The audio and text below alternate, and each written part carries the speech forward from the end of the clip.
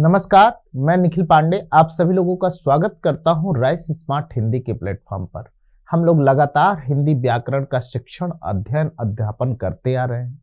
ऐसी परिस्थिति में हम लोगों को आज एक भाषा से संबंधित महत्वपूर्ण जो टॉपिक है कि भाषा का उद्गम कैसे हुआ, भाषा का विस्तार कैसे हुआ, इसकी चर्चा करने वाले हैं। तो उससे ठीक पहले हमारे पास राइस स्मार्ट हिंदी के ऑनलाइन प्लेटफॉर्म के माध्यम से complete solution batch paid batch के रूप में लेकर के हम आए हैं। लगातार 3 घंटे की कक्षाएं चलेंगी रोजाना। इसमें सबसे जो महत्वपूर्ण विषय है आपकी जानकारी के लिए वो यही है कि हमें यहाँ पर 3 घंटे की कक्षाएं मिलेंगी। उसके साथ आपको क्या मिलेगा, स्टडी मटेरियल मिलेगा जिसे आप हैंडआउट कह सकते हैं। डेली क्लास टेस्ट मिलेगा कि जो टॉपिक पढ़ाया जाएगा उसके साथ आपका एक प्रैक्टिस सेट के रूप में आएगा। दूसरा है वीकली टेस्ट के रूप में आएगा। मंथली एग्जाम बेस्ड टेस्ट जो 1 महीने में आपका कोर्स पूरा होगा उससे संबंधित प्रश्न, सेमेस्टर टेस्ट, डाउट जो आपके आएंगे उसकी क्लासेस। तो कुल मिलाकर के कंप्लीट एसएससी सॉल्यूशन बैच हम लेके आ रहे हैं। आप इस कोर्स में एनरोलमेंट कर सकते हैं और हमारे साथ जुड़ सकते हैं। आप में से कोई भी विद्यार्थी जो 12वीं की परीक्षा पास हो और जो अगले ग्रेजुएशन की परीक्षा ग्रेजुएशन में पढ़ाई कर रहा हो, वो दोनों तरह के विद्यार्थी और जिन बच्चों को आप सरकारी नौकरी या एसएससी की परीक्षा को पास करना है वो हमारे साथ जुड़ सकते हैं। तो बहुत बहुत धन्यवाद। आइए, आज का जो अभ्यास प्रश्न है वह आधारित है भाषा पर और भाषा से संबंधित जो आपके सामने पहला प्रश्न है कि शासकीय प्रयोजनों के लिए राजभाषा अधिनियम 1976 कौन से प्रदेश में लागू नहीं हुआ। तो वो कौन सा जो प्रदेश है जिसमें शासकीय प्रयोजन के रूप में राजभाषा हिंदी भाषा को लागू नहीं किया? मणिपुर, तमिलनाडु, आंध्र प्रदेश या महाराष्ट्र? तो देखिए, तमिलनाडु एक ऐसा राज्य है जो 1976 के अधिनियम का क्या करता है, शासकीय प्रयोजनों में राजभाषा हिंदी का प्रयोग नहीं करता है, लागू नहीं होता है। आंसर बी आपका बिल्कुल सही है। नेक्स्ट देखिए, संविधान की 8वीं अनुसूची में परिगणित जो 22 भाषाओं में से कौन सी भाषा का उल्लेख नहीं है? तो संविधान के अनुच्छेद 343 से 351 तक भाषाओं की चर्चा है। इसमें जो हमारे 22 भाषाएं 8वीं अनुसूची में रखी गई हैं उसमें ऐसी कौन सी भाषा है जिसका उल्लेख नहीं है?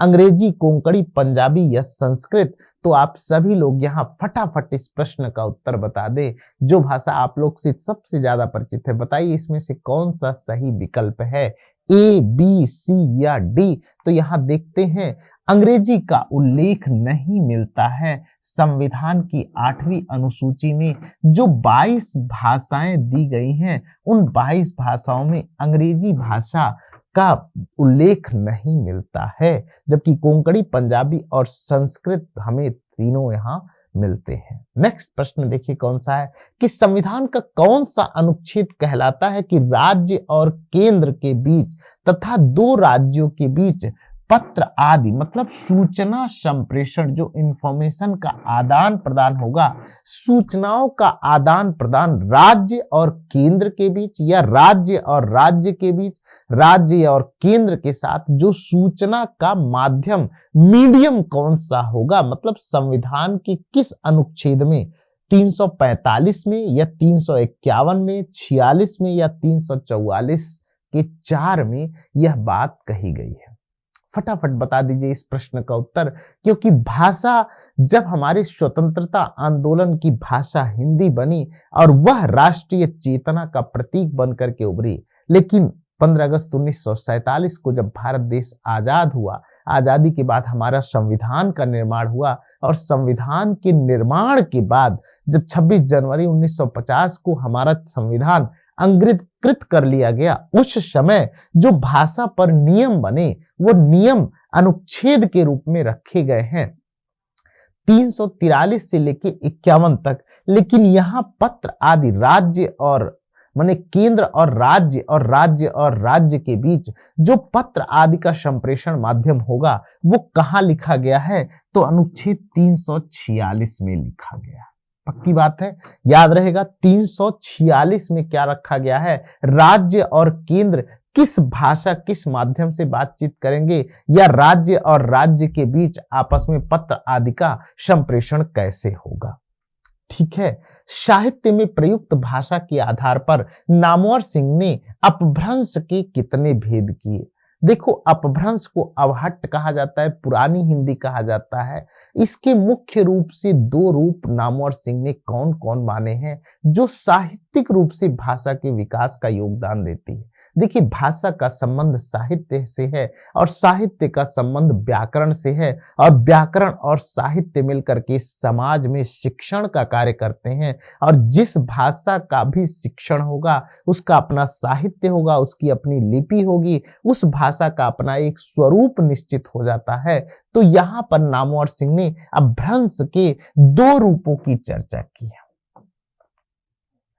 और नामवर सिंह ने कितने रूपों की अपभ्रंश की चर्चा की है, दो भेद बताए हैं। चलिए अगला देखते हैं क्या है। मसूद हसन खां किस बोली को मानक हिंदी खड़ी बोली का आधार मानते हैं। तो मसूद हसन खां ने मतलब खड़ी बोली का जो विकास हुआ है उसका आधार कौन सी बोली है, मतलब किस बोली के आधार से हिंदी खड़ी भाषा का विकास हुआ है, ब्रज, बुंदेली, कन्नौजी या हरियाणवी। तो आप लोग जानते हैं कि हरियाणवी जो खड़ी बोली के विकास का जो माध्यम है वो हरियाणवी बना, क्योंकि देखो जो मथुरा, अयोध्या और ये इसके आसपास, दिल्ली के आसपास, हरियाणा के आसपास का जो पलवल का पूरा क्षेत्र है ये खड़ी बोली का क्षेत्र माना जाता है। तो ऐसी परिस्थिति में हरियाणवी क्या बना, इनके अनुसार मसूद है ना, मसूद हसन खां ने हरियाणवी को क्या बोला है, खड़ी बोली, मानक खड़ी बोली हिंदी के व्याकरण के विकास में योगदान देते हैं। केंद्रीय हिंदी निदेशालय की ओर से देवनागरी लिपि तथा हिंदी वर्तनी का मानकीकरण का प्रकाशन कब हुआ। तो जो मेरे बच्चे टीजीटी, पीजीटी या केंद्रीय विद्यालय एचएससी का फॉर्म भरने वाले हैं उनके लिए ये प्रश्न बहुत महत्वपूर्ण है। देखो, आजकल भाषा जो नेट की परीक्षा, हिंदी नेट जेआरएफ की परीक्षा है, 2 प्रश्न से 3 प्रश्न भाषा वाले यूनिट से पूछे जाते हैं। एचएससी में 2 से 3 प्रश्न पूछे जाएंगे। केंद्रीय विद्यालय, नवोदय विद्यालय में भी भाषा से संबंधित प्रश्न पूछे जाते हैं। एसएससी जीडी में तो आता ही आता है। तो इस प्रकार देखिए यहाँ पे क्या है, 1983 में मानकीकरण का प्रकाशन हुआ। हिंदी वर्तनी की देवनागरी लिपि और हिंदी वर्तनी का मानकीकरण का प्रकाशन केंद्रीय हिंदी निदेशालय जो आगरा में है, दिल्ली में है, कई जगहों पे उसकी शाखाएं हैं, वो कब मानते हैं, 1983 में मानते हैं। पक्की बात है। चलो भाई अगला प्रश्न देखते हैं। भारतीय संविधान ने अंकों की किस रूप को स्वीकार किया। चलो ये इंटरेस्टिंग प्रश्न है, कौन बताएगा इसमें से फटाफट मुझे कि भारतीय संविधान ने अंकों के किस रूप को, भारतीय अंकों को मान्यता दी है कि मतलब जो 1, 2 है ना, 3, 2, 4, 5, 6 इन अंकों को मान्यता दी है, या भारतीय अंकों का अंतरराष्ट्रीय स्वरूप को मान्य, भारतीय मूल के अरबी के अंतर्गत राष्ट्रीय को, या उपयुक्त में से सभी। तो बताइए चारों में से कौन सा विकल्प सही है। तो देखो, भारतीय अंकों के अंतरराष्ट्रीय स्वरूप को भारतीय संविधान के अंक में 1, 2, 3, 4, 5, 6 इन अंकों को मान्यता, इनको अंतरराष्ट्रीय स्वरूप की मान्यता दी गई है। पक्की बात है। चलो भाई, भारतीय संविधान ने भारतीय अंकों के अंतरराष्ट्रीय स्वरूप का उल्लेख किया है। संविधान के 343 में इस बात का उल्लेख किया गया है कि संघ की राजभाषा हिंदी, लिपि देवनागरी होगी तथा अंकों का प्रयोग वही रहेगा जो अंतरराष्ट्रीय स्तर पर प्रचलित है। शेष अन्य दिए गए विकल्प क्या है, त्रुटिपूर्ण है। पक्की बात है। समझ आ गया तो आगे बढ़ते हैं भाई। अगला प्रश्न है, विभाषा से आशय क्या है। विभाषा राजभाषा को कहते हैं, या मातृभाषा को कहते हैं, या एक प्रांत की बोली को कहते हैं, या एक देश की बोली कहते हैं। तो देखो, विभाषा किससे संबंधित है, एक प्रांत से संबंधित है। किसी देश की भाषा को क्या कहते हैं, राष्ट्रभाषा कहते हैं, है ना। और किसी एक प्रांत की बोली को क्या कहते हैं, विभाषा कहते हैं। और मातृभाषा तो अलग अलग होती है। राजभाषा जो है किसकी मान्यता है? हिंदी भाषा को मान्यता दी गई है, राजभाषा की। जो राजकाज के कार्यालयों की भाषा है वो हिंदी भाषा की मान्यता दी गई है। तो पक्की बात है विभाषा समझ आ गया है ना, राष्ट्रभाषा समझ आ गया एक देश की। चलिए अगले प्रश्न पर आते हैं। एक प्रांत की बोली को विभाषा कहा जाता है। एक प्रांत की बोली को हम क्या कहते हैं? विभाषा कहा जाता है। विभाषा का क्षेत्र बोली की अपेक्षा अधिक विस्तृत होता है। यह एक प्रांत या उप प्रांत में प्रचलित होती है। इसमें साहित्यिक रचनाएं भी प्राप्त होती हैं। अवधी, ब्रजभाषा, खड़ी बोली, भोजपुरी, मैथिली आदि हिंदी की प्रमुख विभाषाएं हैं। इस प्रकार इस कॉन्सेप्ट को हम मस्तिष्क में रख लेते हैं। अगला देखो क्या कह रहा है भाई। अगला क्या कह रहा है? कह रहा है इनमें से कौन सी लिपि नहीं, इसमें से कौन सी लिपि नहीं है? अरबी, गुरमुखी, देवनागरी, अंग्रेजी। तो कौन सी लिपि नहीं है? चला बता दो फटाफट। इस प्रश्न का उत्तर तो सबको आता ही होगा। देखो भाषा से संबंधित है। छोटे छोटे मेरे छोटे छोटे बच्चे जो 10वीं 12वीं के बच्चे हैं उनको भी भाषा से संबंधित ये प्रश्न कई बार नहीं आते हैं। तो देखो अरबी जो है जो भाषा है उसकी लिपि है, गुरमुखी पंजाबी भाषा की लिपि है, देवनागरी हिंदी भाषा में लिखी जाती है, लेकिन अंग्रेजी की जो लिपि है वो रोमन लिपि के रूप में लिखी जाती है। तो यहाँ अंग्रेजी लिपि नहीं है। अंग्रेजी क्या है? यह एक भाषा के रूप में आता है। अंग्रेजी क्या है? भाषा है। और इसकी जो लिपि है वो रोमन लिपि है। और देवनागरी हिंदी भाषा की लिपि को देवनागरी कहते हैं। तो इस प्रकार समझ लीजिए इसमें से किस बोली का बिहारी हिंदी से संबंध नहीं, मतलब इनमें से कौन सा है जिसका संबंध बिहारी हिंदी से नहीं है? अवधी, अवधी, मगही, भोजपुरी, मैथिली। तो आप लोगों को पता चल गया हो जो मिथिलांचल प्रदेश है, जो सीता जी के जन्म की भूमि है, उसे मैथिली भाषा कहते हैं। जो राजा भोज काल से चली आ रही है उसे भोजपुरी कहते हैं। मगही, मगहा जो प्रदेश है बिहार के बहुत प्रचलित है ना। अवधी तो उत्तर प्रदेश की भाषा है। तो जिसका बिहारी बोली से जिसका संबंध नहीं है उसका नाम है अवधी। और मगही, भोजपुरी, मैथिली और बिहारी हिंदी किससे संबंधित है? बिहारी हिंदी से संबंधित है। चलो मगही किस प्रदेश की बोली है? अभी अभी चर्चा हुई थी, मध्य प्रदेश, बिहार, राजस्थान या छत्तीसगढ़। चलो फटाफट बताओ इस प्रश्न का उत्तर। जो बच्चे हमारे जानकार हैं जरा देखिए मगही का संबंध किससे है? देखो मगही का संबंध बिहार से है। और बिहार से 4 बोलियों का मगही, भोजपुरी, मैथिली है ना, ये तीनों भाषाएं बिहारी हिंदी से संबंधित हैं। अगला प्रश्न देखते हैं क्या है। सिंधी भाषा का विकास अपभ्रंश की किस बोली से माना जाता है? सिंधी भाषा, सिंधी और लद्दाख जो भाषाएं हैं वो ब्राचट, पैचासी, मागधी या अर्धमागधी, तो आप लोग जानते हैं ब्राचट भाषा से। देखो पश्चिमोत्तर सिंधी और उत्तरोत्तर सिंधी के रूप में बढ़ जाता है। ब्राचट जो है उपभाषा है 5 भाषाओं में। देखो जब अपभ्रंश के कितने रूप हमें दिखाई देते हैं? देखो अपभ्रंश के हमें मुख्य रूप से कितने रूप दिखाई देते हैं? 5 रूप दिखाई देते हैं। सबसे पहला दिखाई देता है सौर सैनी, सौर सैनी। उसके बाद है मागधी, मागधी।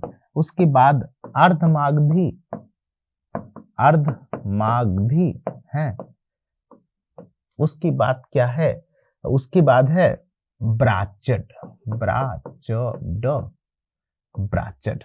सौर सैनी, मागधी, अर्धमागधी, ब्राचड और महाराष्ट्री, महाराष्ट्री। पक्की बात है। तो 5 उपभाषाएं अपभ्रंश से क्या होती हैं? सौर सैनी, मागधी, अर्धमागधी, ब्राचट और महाराष्ट्री भाषाओं का है ना जन्म होता है। पक्की बात है, समझ आ गया। तो आगे बढ़ते हैं भाई।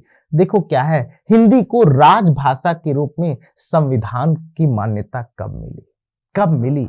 देखो हिंदी से शुरू से भारतीय जनमानस में सूचना, संप्रेषण, पत्रकारिता, जब हम आजादी की लड़ाई लड़ रहे थे तो यह एक सहायक संपर्क भाषा के रूप में निर्मित हुई। लेकिन पहली बार है ना कब जो है 14 सितंबर 1949 को भारतीय संविधान के 8वीं अनुसूची में जो 14 भाषाओं की मान्यता दी गई उस दिन जो है हिंदी को राजभाषा के रूप में संवैधानिक मान्यता मिली। कब मिली? 14 सितंबर 1949 को। याद कर लो, इसी दिन 14 सितंबर को ध्यान में रखते हुए हिंदी पखवाड़ा मनाया जाता है। हिंदी दिवस के रूप में यह दिन प्रसिद्ध है। 14 सितंबर कब प्रसिद्ध है हिंदी दिवस के रूप में? कब मनाया जाता है? 14 सितंबर 1949 के दिन भारतीय संविधान के 8वीं अनुसूची में जो शुरुआती 14 भाषाओं की मान्यता थी उसमें हिंदी का स्थान था। देखिए, मुंडा भाषा परिवार का क्षेत्र कौन सा है? चलो फटाफट बता दो। मुंडा भाषा परिवार का क्षेत्र कौन सा है? राजस्थान, मध्य प्रदेश, तमिलनाडु या छोटा नागपुर? तो मुंडा भाषा परिवार जो है वो कहाँ बोला जाता है? छोटा नागपुर में जो है मुंडा भाषा का क्षेत्र है। नेक्स्ट देखते हैं क्या है भाई, कि मुंडा भाषा परिवार का क्षेत्र छोटा नागपुर है जो झारखंड राज्य में स्थित है। तो मुंडा भाषा कहाँ बोली जाती है? मुख्य रूप से झारखंड में, और झारखंड का जो छोटा नागपुर का क्षेत्र है वहां मुंडा भाषा परिवार की भाषाएं भारत और बांग्लादेश को मिलाकर लगभग 1 करोड़ लोग बोलते हैं। मुंडा भाषा कितने लोग बोलते हैं? लगभग 1 करोड़ लोग बोलते हैं। यह ऑस्ट्रो एशियाई भाषा परिवार की एक भाषा है। देखो, भाषाओं को आकृति मूलक अध्ययन करने पर 18 भाषा परिवारों में विभाजित कर दिया जाता है, जिसमें ऑस्ट्रो एशियाई भाषा परिवार है उसकी एक भाषा मुंडा भाषा है जो झारखंड के छोटा नागपुर के प्रदेश में स्थान में लोकल लेवल पर बोली जाती है, और बांग्लादेश और भारत की सीमाएं जहां मिल रही हैं उसके आसपास का पूरा 1 करोड़ लोग मुंडा भाषा को बोलते, समझते, लिखते, पढ़ते हैं। तो एक नई जानकारी आप अपने मस्तिष्क में इसको रख लीजिए। ब्रज भाषा का विकास इसमें से प्राकृत या अपभ्रंश से हुआ है। मतलब ब्रज भाषा का विकास किस अपभ्रंश से हुआ है?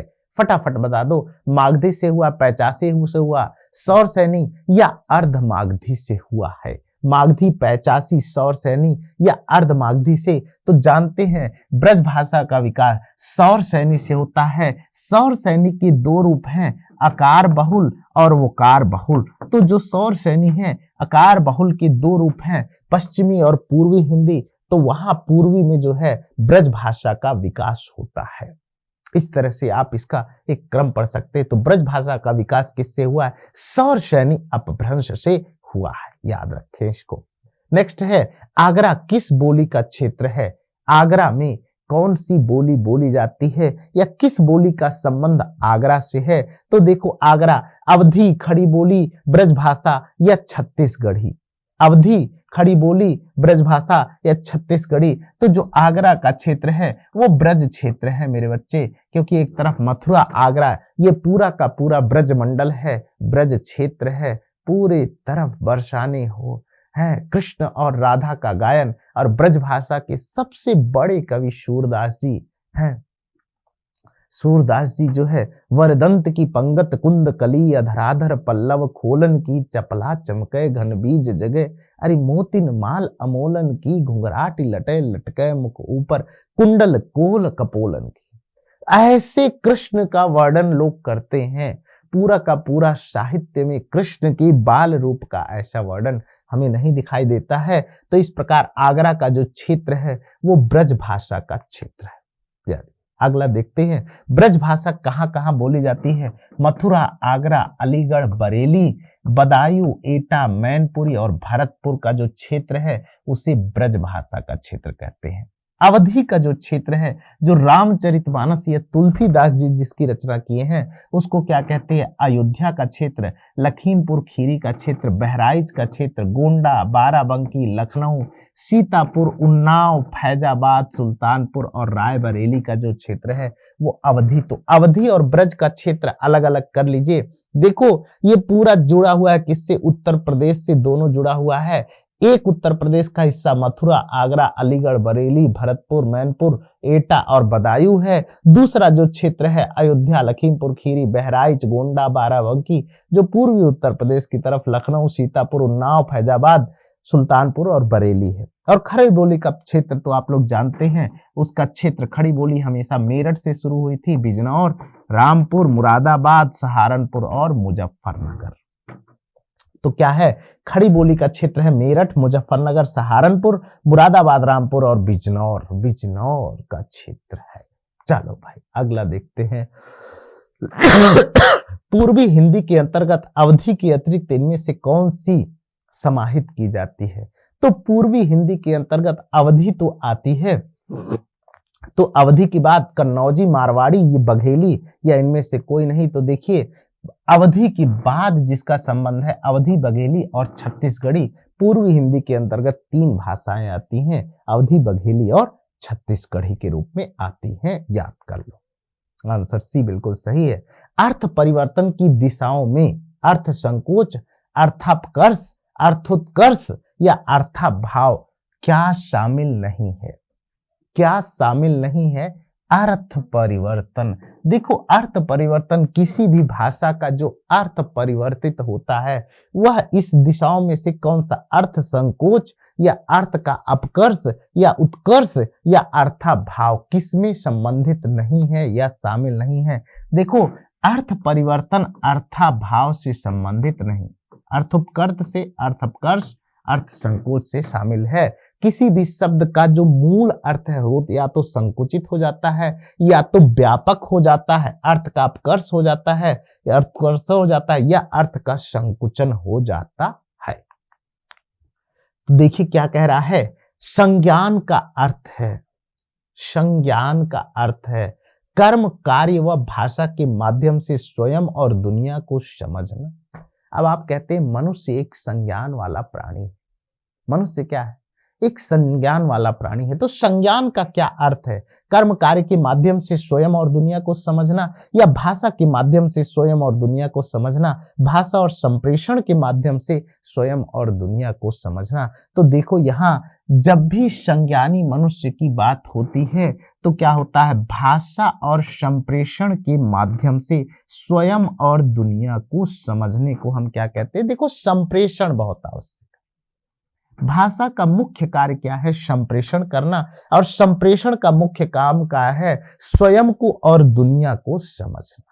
पक्की बात है भाई। यदि ये बात समझ आ रही है तो फटाफट एक लाइक का बटन दबा दीजिए इसी बात पे। जरा यूं वाला कोई है जरा इसको हाथ भी दे दीजिए कि यस सर हम आपके साथ हैं और ये बात हमको समझ में आ रही है कि संज्ञान का मतलब होता है भाषा और संप्रेषण के माध्यम से स्वयं और दुनिया को समझना। तो कौन सा भाषा वियोगात्मक भाषा है? देखो संयोगात्मकता से भाषा हमेशा वियोगात्मकता की ओर जाती है। जो हिंदी भाषा है वो पहले संयोगात्मक थी। संयोगात्मक होता है प्रसर्ग या कारक चिन्ह आपस में एक साथ जुड़े रहते हैं, कर्ता और क्रिया के साथ प्रसर्ग जब जुड़े रहते हैं तो उसे संयोगात्मक भाषा कहते हैं। लेकिन जब ये दोनों अलग हो जाते हैं तो उसे वियोगात्मक भाषा कहते हैं। और कौन सी भाषा इसमें वियोगात्मक है? तो उसका नाम है अपभ्रंश, क्योंकि अपभ्रंश आधुनिक हिंदी का जन्म होता है इससे। अपभ्रंश, हिंदी, ये दोनों वियोगात्मक भाषाएं हैं क्योंकि भाषा के टुटाव के साथ कर्ता, क्रिया, कर्म के साथ जो विभक्ति है वो अलग हो जाती है, जबकि संस्कृत, पाली और प्राकृत में विभक्तियां एक साथ लगाई जाती है। आकृति और रूप की दृष्टि से अपभ्रंश तथा हिंदी वियोगात्मक और श्लिष्ट, विशिष्ट, विश्लिष्ट भाषा है। ये बात तो आपको मैंने बता ही दी। चलिए, भारतीय संविधान के किस अनुच्छेद के अनुसार संघ की राजभाषा हिंदी और लिपि देवनागरी होगी? कौन सा अनुच्छेद है? 344, 351, 343 या 345? फटाफट इस प्रश्न का उत्तर बता दो। यस, फटाफट बताना है आपको। तो आप लोग जानते हैं 343 अनुच्छेद में कहा गया है कि संविधान के, है ना, किस अनुच्छेद में 343 में कहा गया कि संघ की राजभाषा हिंदी और उसकी लिपि देवनागरी होगी। इसका जो अंकों का अंतरराष्ट्रीय स्वरूप मान्य होगा। ये कहाँ कहा गया है? 343 ए में ये बात कही गई है। चलिए नेक्स्ट देखिए क्या कह रहे हैं। नेक्स्ट है यहां पर, नेक्स्ट जो बात कही जा रही है वो क्या कही जा रही है कि नेक्स्ट है कि मेरो शब पुरुषार्थ थाको किस भाषा की पंक्ति है? मेरो शब पुरुषार्थ थाको, मेरो शब पुरुषार्थ थाको। तो क्या है भाई, मेरो सब पुरुषार्थ थाको किस भाषा की पंक्ति है? अवधी है, भोजपुर है, ब्रज भाषा है या मैथिली है? तो आप लोग जानते हैं कि यह कौन सी भाषा है मेरे बच्चों, ब्रज भाषा है। कौन सी भाषा है भाई? मेरे सब पुरुषार्थ थाको, मेरे सारे पुरुषार्थ थक गए हैं। तो क्या उन कह रहा है, ये ब्रज भाषा के रूप में कहा जा रहा है। नेक्स्ट क्या है, हिंदी को आर्य भाषा कहकर प्रयोग और प्रचार बनाने वाले थे प्रताप नारायण मिश्र, बालकृष्ण भट्ट, महर्षि दयानंद सरस्वती या गिरधर दास। किसों ने आर्य भाषा, हिंदी को आर्य भाषा किसने कहा? हिंदी को आर्य भाषा किसने कहा? चलो फटाफट बता दो भैया ये वाली बात। तो हिंदी को आर्य भाषा महर्षि दयानंद सरस्वती ने कहा है। महर्षि दयानंद सरस्वती ने कहा है, आर्य भाषा कहा है। चलो स्थापना, देखो ये प्रश्न जरा बताना है ढंग पूर्वक कि देवनागरी लिपि में जैसा बोला जाता है वैसा ही लिखा जाता है। तर्क आर, क्योंकि इसमें प्रत्येक उच्चरित वर्ण ध्वनि के लिए निर्धारित लिपि चिन्ह है और कोई भी वर्ण अनुच्चरित साइलेंट नहीं है। साइलेंट नहीं है। हिंदी भाषा की सबसे बड़ी वैज्ञानिकता यही है कि सभी वर्णों की कोई न कोई क्या है, ध्वनियां हैं और इन ध्वनियों के नाते यह वैज्ञानिक हो जाती है। तो क्या ए आर सही है? ए और आर दोनों सही हैं या ए सही आर गलत या ए और आर दोनों गलत हैं? तो देखिए यहाँ ए और आर दोनों सही हैं कि देवनागरी लिपि में जैसा बोला जाता है वैसा ही लिखा जाता है, क्योंकि इसमें प्रत्येक उच्चरित वर्ण या ध्वनि के लिए निश्चित लिपि चिन्ह और कोई भी वर्ण अनुच्चरित या साइलेंट नहीं है। यही तो हिंदी भाषा को वैज्ञानिक बनाता है। इसी नाते ये कथन ए और आर दोनों सही है। नेक्स्ट है, रमणीयार्थ प्रतिपादक शब्दम काव्यम किस आचार्य ने कहा है? देखो क्या कह रहे हैं, रमणीयार्थ प्रतिपादक शब्दम काव्यम, जो काव्य का शब्द है, जो काव्य में शब्द प्रयुक्त होता है वह रमणीयार्थ होता है। देखो आनंददायक होता है। ये बात किसने कहा है? पंडित राज जगन्नाथ ने आधुनिक संदर्भ में कहा कि रमणीयार्थ प्रतिपादक शब्द काव्य। तो काव्य का जो पद होता है, जो शब्द होता है वह रमणीक होना चाहिए, सुंदर होना चाहिए, मन योग होना चाहिए, जो मन को भा जाए। ये बात किसने कहा है? पंडित जी क्या कहते हैं? रमणीयार्थ प्रतिपादक शब्दम काव्यम। रमणीयार्थ प्रतिपादक शब्दम काव्यम किसने कहा है? पंडित राज जगन्नाथ ने कहा है। डॉक्टर ग्रियर्सन ने किस भाषा को अंतर्वेदी भाषा का नाम दिया? डॉक्टर ग्रियर्सन ने किस भाषा को अंतर्वेदी भाषा का नाम दिया? फटाफट बता दीजिए। यस, तो देखिए ब्रज भाषा को अंतर्वेदी भाषा का नाम किसने दिया है? ग्रियर्सन जी ने दिया है। ग्रियर्सन ने जी ने क्या दिया है? ब्रज भाषा को अंतर्वेदी भाषा का नाम दिया है। नेक्स्ट प्रश्न देखिए, हिंदी और उर्दू के बीच की सरल भाषा कहलाती है। हिंदी और उर्दू के बीच जो सरल भाषा बोली जाती है, बोलचाल में आती है, वो कौन सी है? हिंदुस्तानी, हिंदुई, रेख्ता या दक्षिणी? तो आप लोग जानते हैं हिंदी और हिंदुस्तानी, हिंदी और उर्दू के बीच की जो भाषा है उसे हिंदुस्तानी भाषा कहे। गांधी जी ने जिसका समर्थन किया कि एक भारत में एक ऐसी भाषा हो जो हिंदुस्तानी भाषा हो, गंगा जमुनी तहजीब को लेकर के आती है। तो हिंदी और उर्दू के बीच जो सरल भाषा है वो कौन सी भाषा है? हिंदुस्तानी भाषा है। सिंधी भाषा का जन्म किस अपभ्रंश से हुआ? फटाफट बता दो ये। सौर सैनी, मागधी, अर्धमागधी या ब्राचट से? तो आप लोग जानते हैं जो सिंधी भाषा का जन्म है वो किससे हुआ है? भैया ब्राचट अपभ्रंश से हुआ है। अपभ्रंश के जो रूप हैं पश्चिमोत्तर और दक्षिणोत्तर है ना, वहां पे ब्राचट अपभ्रंश से सिंधी भाषा का जन्म हुआ है। याद कर लीजिए, बहुत बहुत चीजों को याद करना होगा। हिंदी जिस लिपि में लिखी जाती वह क्या है? फारसी लिपि में, देवनागरी में, गुरमुखी में या खरोष्टी में? तो हिंदी जिस भाषा की जिस लिपि में लिखी जाती है वह देवनागरी लिपि में लिखी जाती है। आंसर बी आपका बिल्कुल सही है। याद कर लीजिए कि हिंदी भाषा की लिपि क्या है? देवनागरी लिपि है। हिंदी भाषा के विकास क्रम में पहली ईस्वी से 500 ईस्वी तक को कौन सी भाषा आती है, प्राकृत, वैदिक, संस्कृत, लौकिक संस्कृत या पाली। तो देखिए जो हिंदी भाषा का विकास है वो कहाँ से शुरू होता है, सबसे पहले कौन सा आता है, संस्कृत भाषा आती है। सबसे पहले कौन सी आती है बच्चे मेरे, देखो संस्कृत भाषा आती है। संस्कृत भाषा के दो रूप होते हैं, पहला है वैदिक संस्कृत, वैदिक संस्कृत, दूसरा है लौकिक संस्कृत। इन दोनों भाषाओं से लौकिक संस्कृत और इन दोनों भाषाओं से मिलकर के पाली भाषा का जन्म होता है और पाली से क्या होता है, प्राकृत भाषा का विकास होता है। प्राकृत से भ्रंश भाषा का विकास होता है। तो इस प्रकार देखो पाली प्राकृत, तो क्रम आपको समझ में आ गया होगा कि हिंदी के विकास क्रम में पहली से 500 ईसा पूर्व तब क्या आया, देखो प्राकृत का ये 2000 से पहले की भाषा है। 1500 से लेके 500 ईसा पूर्व, 500 ईसा पूर्व से 0 ईस्वी तक, 0 से 500 ईस्वी तक का जो कालखंड है इसे प्राकृत कालखंड के रूप में, और भाषाओं को बहुत सारे वैज्ञानिकों ने पूर्व प्राकृत और उत्तर प्राकृत के रूप में भी विभाजित किया है। नेक्स्ट देखिए क्या है, आधुनिक भारतीय भाषाओं का विकास हुआ है संस्कृत से, प्राकृत से, पाली से या अपभ्रंश से। तो अभी अभी हमने जस्ट बताया है, तो आपको पता चल गया होगा कि आधुनिक भारतीय भाषाओं का जो विकास हुआ है वो संस्कृत भाषा से। सभी भाषाओं की जननी देववाणी, जो देवों की वाणी कहा जाता है, वो कौन सी भाषा है, वो संस्कृत भाषा है मेरे बच्चे, हमेशा याद कर लो। प्राचीन भाषाओं का जो विकास हुआ है वो संस्कृत भाषा से हुआ।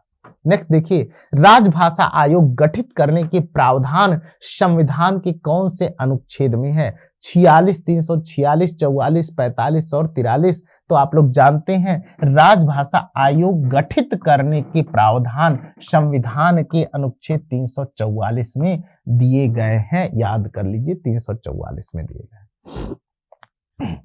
पश्चिमी हिंदी का विकास हुआ है सौरसैनी अपभ्रंश से, खस अपभ्रंश से, महाराष्ट्रीय अपभ्रंश से या मागधी अपभ्रंश से। फटाफट इस प्रश्न का उत्तर दे दो।